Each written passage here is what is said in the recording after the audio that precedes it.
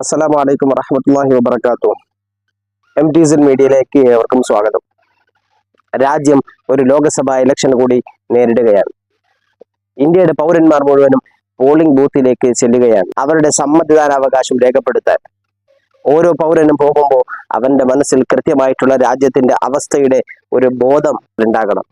മഹാനായ ഗാന്ധിജിയുടെ നേതൃത്വത്തിൽ നമുക്ക് നേടിത്തന്ന സ്വാതന്ത്ര്യം, പരസ്പര സ്നേഹ ബഹുമാന ഐക്യത്തോടു കൂടി ഈ ഇന്ത്യ മഹാരാജ്യത്തിലെ പൗരന്മാർ മുഴുവനും സന്തോഷത്തോടു കൂടി ജീവിച്ചു പോകുന്നതിനിടയിൽ ഒരു വിഭാഗം ഇന്ത്യയുടെ ഭരണസിരാ കേന്ദ്രത്തിലേക്ക് കടന്നു വന്നുകൊണ്ട് ജനങ്ങൾക്കിടയിൽ തമ്മിലടിപ്പിച്ചുകൊണ്ട് പരസ്പര ഭിന്നതകൾ ഉണ്ടാക്കും. ബ്രിട്ടീഷുകാർ ഏത് നയമാണോ അവരുടെ വളർച്ചയ്ക്ക് വേണ്ടി ഈ രാജ്യത്ത് അവർ ഉപയോഗിച്ചിരുന്നത്, അതേ രീതിയാണ് BJP വർഗീയവാദികൾ പൗരന്മാർക്കിടയിൽ ഉപയോഗിച്ച തന്ത്രവും. എന്താണത്? Divide and rule.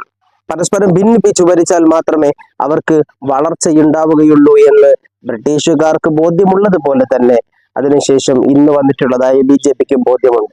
വർഗീയതയുടെ വിഷവിത്തുകൾ പാകിക്കൊണ്ട് ഭിന്നിപ്പിച്ചു ഭരിക്കാനുള്ള തന്ത്രങ്ങൾ മെനയുമ്പോൾ അതിനെതിരെ നമ്മുടെ സമ്മതിദാനാവകാശം, അതിനെതിരെയുള്ള പ്രതികരണവും പ്രതിഷേധവും ആകണം പ്രിയപ്പെട്ടവരെ. അതുകൊണ്ട് നാളെ പോളിംഗ് ബൂത്തിലേക്ക് പോകുന്ന ഓരോ പൗരന്റെയും മനസ്സിൽ ഈ ഒരു ചിന്ത കൃത്യമായി, ഈ ഒരു ബോധം കൃത്യമായി കടന്നു വരണം.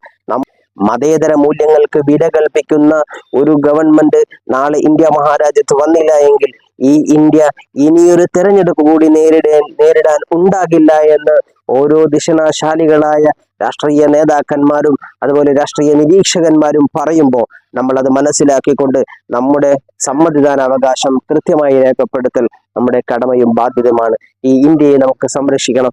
യൂണിറ്റി ഇൻ ഡൈവേഴ്സിറ്റി, നാനാത്വത്തിൽ ഏകത്വമാണ് ഇന്ത്യയുടെ പാരമ്പര്യം.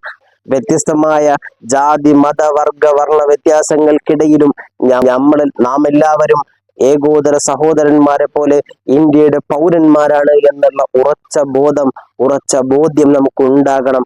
ആ ബോധ്യം ആകട്ടെ നാളെയുടെ നമ്മുടെ ഓരോ വോട്ടും. ഇന്ത്യയുടെ വീണ്ടെടുപ്പിന് വേണ്ടി കാലങ്ങളായി സംസാരിച്ചു കൊണ്ടിരിക്കുന്ന, കാലങ്ങളായി പ്രവർത്തിച്ചു കൊണ്ടിരിക്കുന്ന മഹാനായ രാഹുൽ ഗാന്ധിയും സംഘവും കേന്ദ്ര ഭരണത്തിലേക്ക് കടന്നു വന്നുകൊണ്ട് ഈ ഇന്ത്യക്ക് സമാധാനം പുനഃസ്ഥാപിക്കാൻ ഇന്ത്യക്ക് വേണ്ടി ആ ഇന്ത്യ സഖ്യത്തെ നമുക്ക് വിജയിപ്പിക്കേണ്ടതുണ്ട്. വർഗീയവാദികൾക്കെതിരെ നമുക്ക് രാഹുൽ ഗാന്ധിക്കൊപ്പം നിൽക്കാം, ഇന്ത്യക്കൊപ്പം നിൽക്കാം, ഇന്ത്യക്ക് വേണ്ടി ഇന്ത്യയെ വിജയിപ്പിക്കാം. നന്ദി. ജയ് ഹിന്ദ്, ജയ് Bharat. We, the people of India,